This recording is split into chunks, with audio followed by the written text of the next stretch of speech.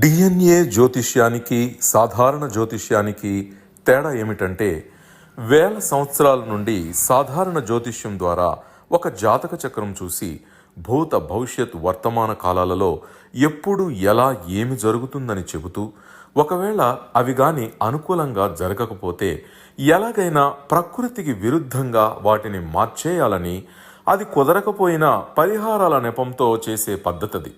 కానీ దానికి మారుగా డిఎన్ఏ జ్యోతిష్యం ద్వారా ఇవన్నీ ఎందుకు జరుగుతున్నాయని కనుగొని ఒక పని చేసే ముందే అది సరైనదా కాదా అని సరైన సమయంలో మనము తీసుకునే మంచి నిర్ణయం జీవితంలో అన్నింటిలో విజయాలు సాధించడానికి సలహాలు మార్గదర్శకాలు చెప్పే నిజమైన జ్యోతిష్య విధానం ఇది.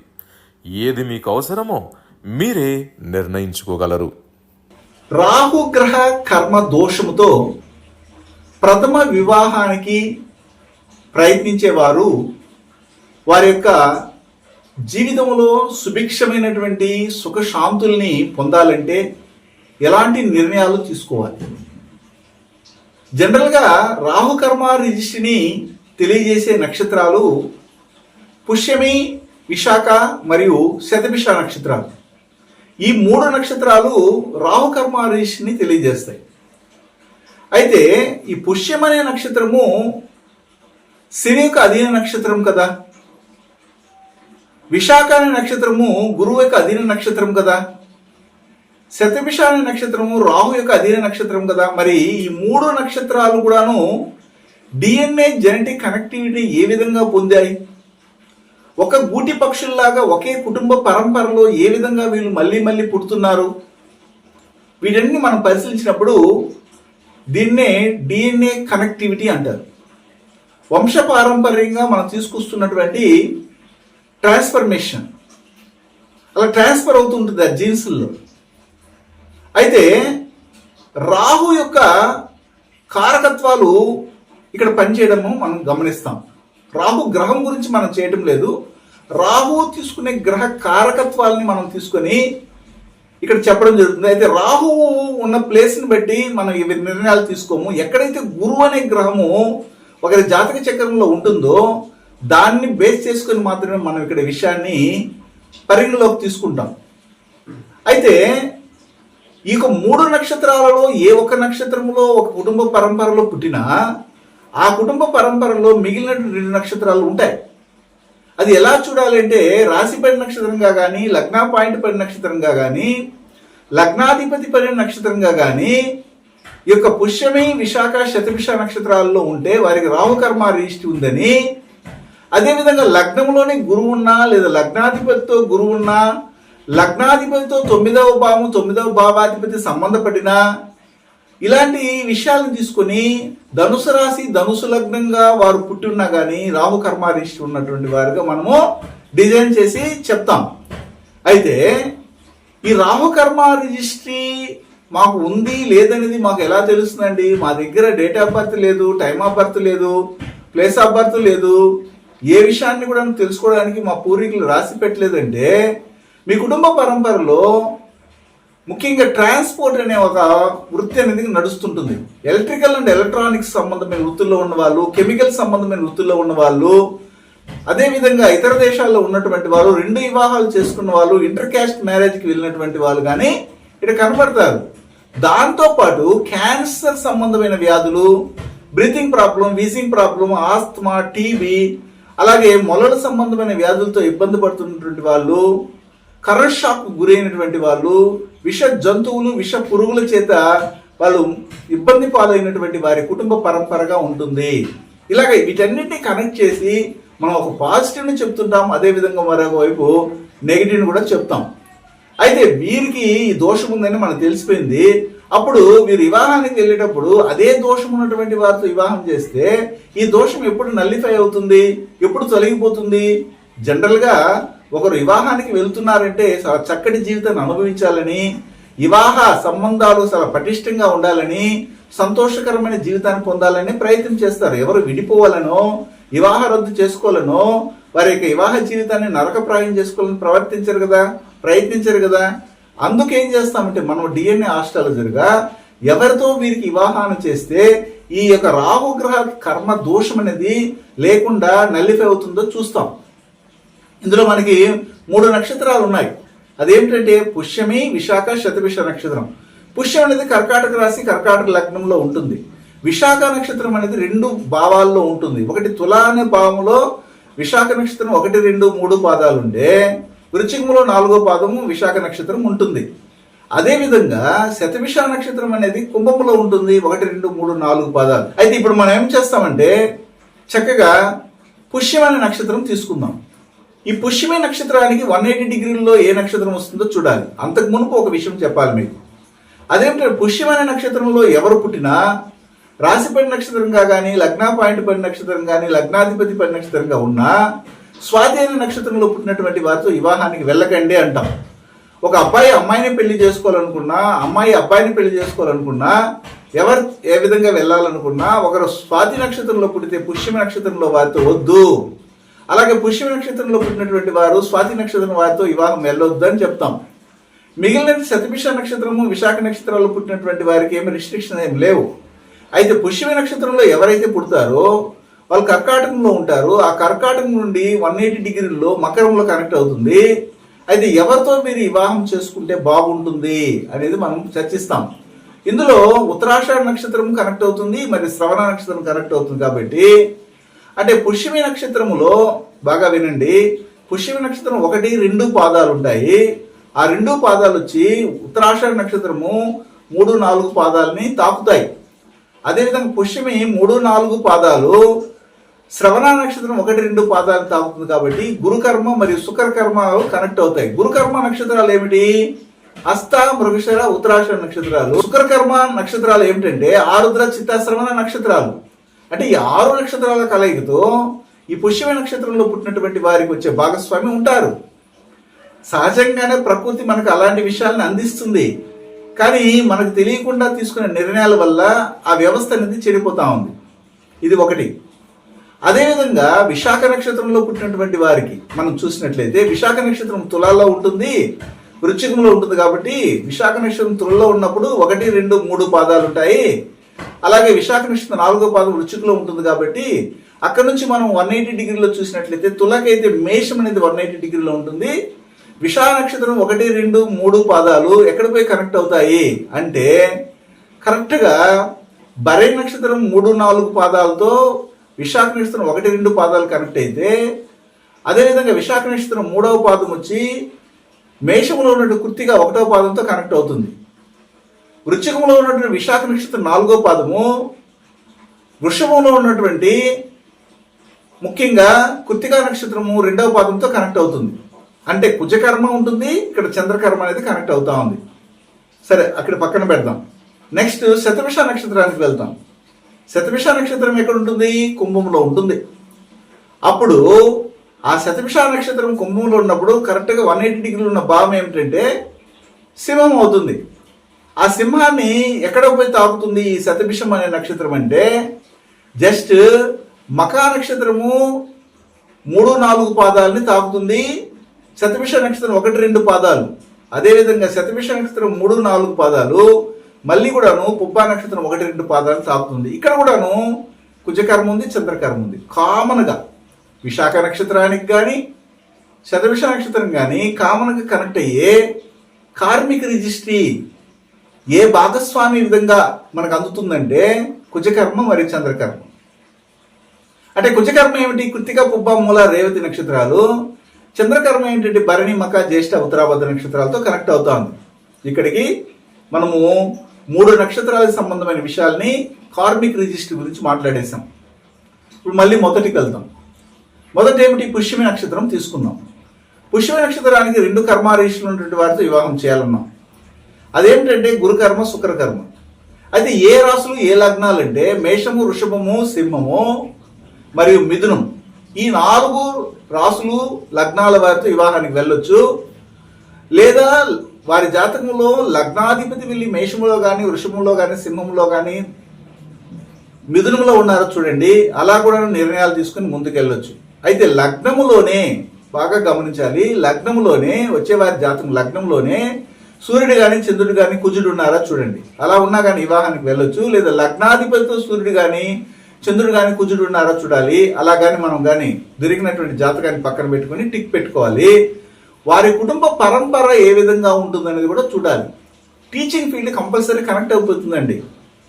ఎడ్యుకేషన్ డిపార్ట్మెంట్ ఉంటుంది, ఫినాన్స్ డిపార్ట్మెంట్ ఉంటుంది, సచివాలయంలో పనిచేసిన వాళ్ళు ఉంటారు. అదేవిధంగా వడ్డీ వ్యాపారము చేసేవాళ్ళు, బంగారం వ్యాపారం చేసేవాళ్ళు, graphics, animation, visual technology, multimedia, ఆ తర్వాత వచ్చి 1D 2D 3D 7D 4D ఇలాగ 7D వరకు ఉన్న డైమెన్షన్లో ఉన్న వాళ్ళు, ఆర్టిఫిషియల్ ఇంటెలిజెన్సీ చదువుకున్న వాళ్ళు, లేకపోతే అందులో వృత్తులు చేస్తున్న వాళ్ళు, టెక్స్టైల్ బిజినెస్ చేస్తున్న వాళ్ళు, అదేవిధంగా సినిమా, టీవీ, కెమెరా ఇలాంటి వాటిలో ఎంటర్టైన్మెంట్ డిపార్ట్మెంట్లో పనిచేసే వాళ్ళు, ఇంటీరియర్ ఎక్స్టీరియర్ డిజైన్స్ చేసేవాళ్ళు, బ్యూటీ పార్లర్ రన్ చేసేవాళ్ళు, ఫ్యాన్సీ ఐటమ్స్ అమ్మేవాళ్ళు, గృహోపకరణ సంబంధమైన వృత్తుల్లో ఉన్న వాళ్ళు ఉంటారు. ఇలాగ మనం డిజైన్ చేసి ఇస్తాం.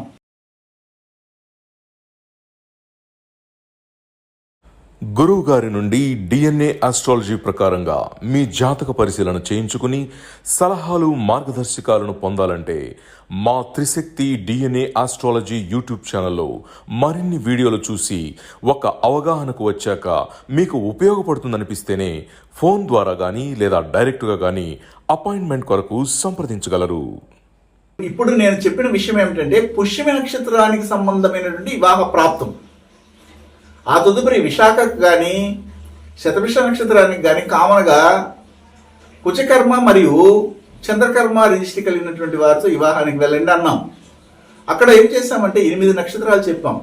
కృత్తిక, పుబ్బ, మూల, రేవతి నక్షత్రాలు, అదేవిధంగా భరణి, మక, జ్యేష్ఠ, ఉత్తరాభద్ర నక్షత్రాల వారితో వివాహానికి వెళ్ళండి అన్నాం. అయితే రాశి ఏమిటి, లగ్నం ఏమిటంటే కన్యారాశి, కన్యా లగ్నం, తులారాశి, తులా లగ్నము, కుంభరాశి, కుంభలగ్నం ఇలా తీసుకోవాలి. ఇంతకుముందు నేను పుష్యమి నక్షత్రంతో మాట్లాడేటప్పుడు ఆ పుష్యమి నక్షత్రానికి 180 డిగ్రీలో గురుకర్మ మరియు శుక్రకర్మ కనెక్ట్ అవ్వాలంటే భావ సంబంధం ఏమిటంటే 1, 2, 3, 5 కాంబినేషన్ ఉండాలి. 1, 2, 3, 5 కాంబినేషన్ అంటే 1, 2 భావాలు భావాధిపతులు 3లో కానీ 5లో ఉండడము, 5, 3 భావాధిపతులు 2లో కానీ 1లో ఉండడం, ఇట్లాంటి మ్యాట్రిక్స్ కాంబినేషన్ ఒకటైనా కానీ మీరు హ్యాపీగా వివాహానికి వెళ్ళొచ్చు అని మనం నిర్ధారణ చేయాలి. అదేవిధంగా ఇప్పుడు విశాఖ నక్షత్రంలో పుట్టినటువంటి వారికి కానీ శతభిష నక్షత్రంలో పుట్టినటువంటి వారికి భావ సంబంధం కూడా మనం చూడాలి. భావ సంబంధం చూసినప్పుడు 1, 6, 7, 11 కాంబినేషన్ బాగా వర్కౌట్ అవుతుంది. 1, 6 భావాధిపతులు 7లో కానీ 11లో ఉండడం, 11, 7 భావాధిపతులు 6లో కానీ 1లో ఉండడం.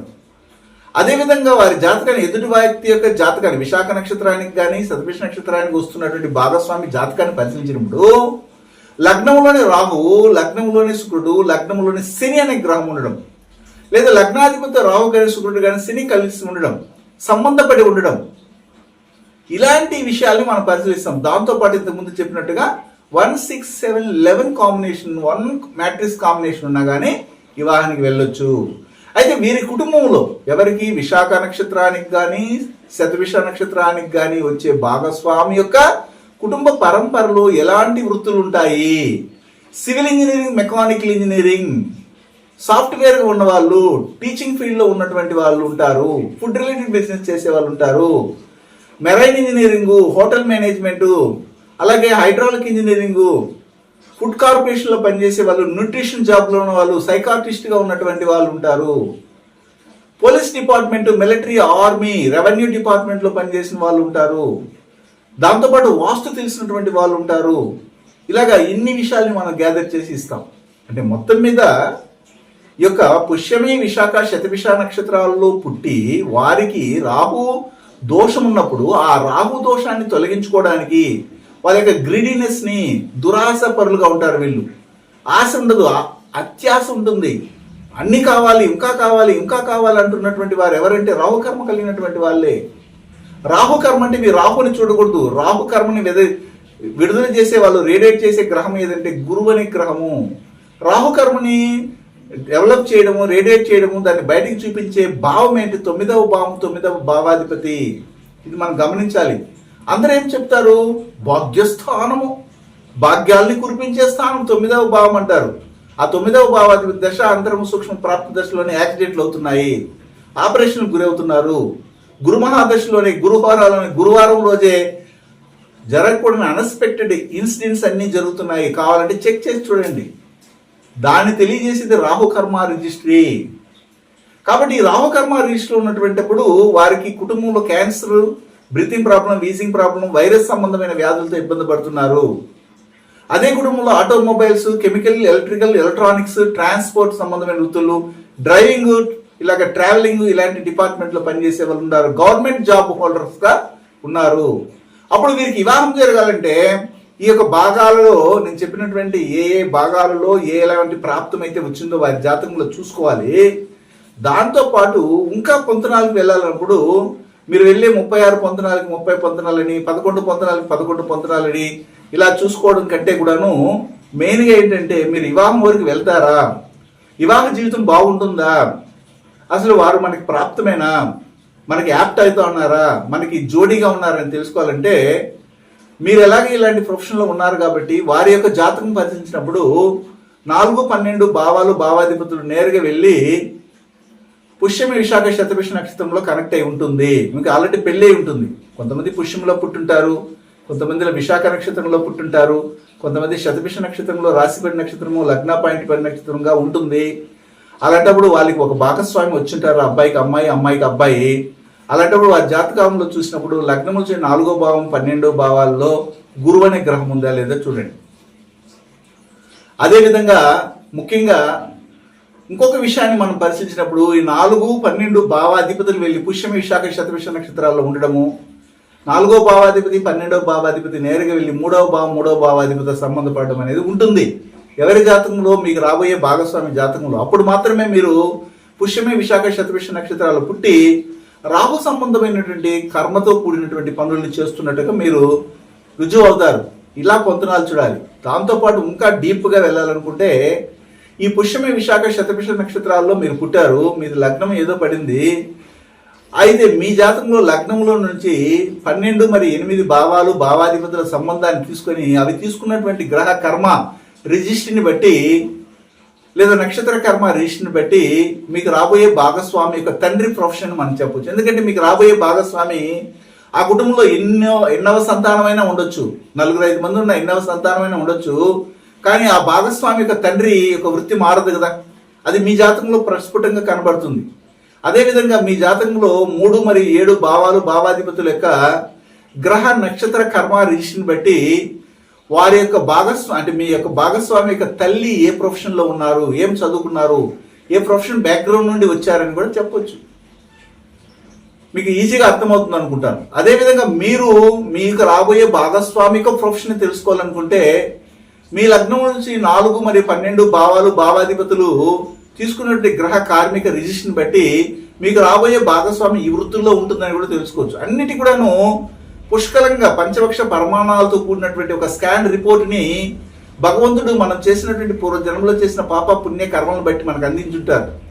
అది కరెక్ట్గా తెలుసుకొని కానీ మనం ముందుకెళ్తే సక్సెస్ఫుల్ లైఫ్ అనేది ఏర్పడింది. మనకున్నటువంటి దోషంతో కూడినటువంటి ఈ చార్ట్ని తీసుకొని ఈ దోషం ఉందా, ఆ దోషం ఉందా, దానికి ఎలాంటి పరిహారాలు చేయాలని దీనికి సమయం సరిపోతుంది. కానీ దీన్ని నల్లిఫై చేయడానికి మనం ఏమి యాక్షన్ తీసుకోవాలి, ఎలాంటి వారితో మన వివాహ జీవితాన్ని సస్యశ్యామలంగా, సంతోషంగా, మంచిగా పంచుకోవాలి, సుభిక్షంగా జీవించాలి అన్నటువంటి ఆలోచన వదిలేసి ఏదో కుదిరిందిలే, జరగనిలే, కాకపోతే ఇంకొకటి అవుతుందని మొదటి మ్యారేజ్ క్యాన్సిల్ చేసుకోవడం, రెండవ మ్యారేజ్కి వెళ్ళడం, మూడవ మ్యారేజ్కి వెళ్ళడం, జీవితకాలము ఆ వివాహ సంబంధమైన సమస్యలతోనే కష్టాలు తెచ్చుకొని జీవిస్తున్న వాళ్ళు చాలా మంది ఉన్నారు. ఈ రాహుకర్మ అనేది ఇలాంటి పని చేస్తుంది. కాబట్టి ఈ రాహుకర్మ రిజిస్టర్తో పుట్టినటువంటి వారికి మోస్ట్లీ తనకున్నది అనుభవించకుండా ఇతరుల గురించి ఆలోచిస్తూ వారి యొక్క విషయాల పట్ల మాత్రం ఎక్కువగా యాంగ్జైటీని చూపి మన దగ్గర ఉన్నదాన్ని అనుభవించకుండా వేరే దానికోసం ప్రాకులాడే వాళ్ళుగానే ఉండాలి.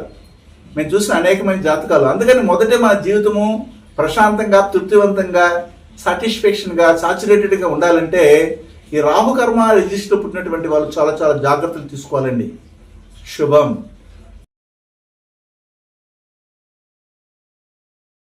డిఎన్ఏ జ్యోతిష్యం నేర్చుకోవడానికి ఆసక్తి ఉన్న వారందరికీ గురువుగారి తరపున స్వాగతం. దైవజ్ఞ శ్రీ గుణబ్రహ్మ సరస్వతి గారి నుండి ఆన్లైన్ ఆడియో క్లాసుల ద్వారా అద్భుతమైన ఈ వంశపారంపర్య జ్యోతిష్యంను బేసిక్స్ నుండి అడ్వాన్స్ వరకు నేర్చుకోవాలంటే మీరు ఒక్కసారిగా ఫీజు చెల్లించేస్తే మిమ్మల్ని డిఎన్ఏ వాట్సాప్ గ్రూప్లో యాడ్ చేసినప్పటి నుండి మీ జీవితకాలం డిఎన్ఏ జ్యోతిష్యానికి సంబంధించిన క్రొత్త అప్డేట్స్ని ఆ వాట్సాప్ గ్రూప్లో నిరంతరం పొందవచ్చు. ఫీజు చెల్లించిన వెంటనే జరిగిపోయిన పాఠాలు మీ ఈమెయిల్ ఐడి ఇస్తే గూగుల్ డ్రైవ్కి మొదటే గురువుగారు పంపిస్తారు. అందులో మీకేదైనా డౌట్స్ వస్తే జూమ్ క్లాస్లో గురువుగారే స్వయంగా క్లియర్ చేస్తారు.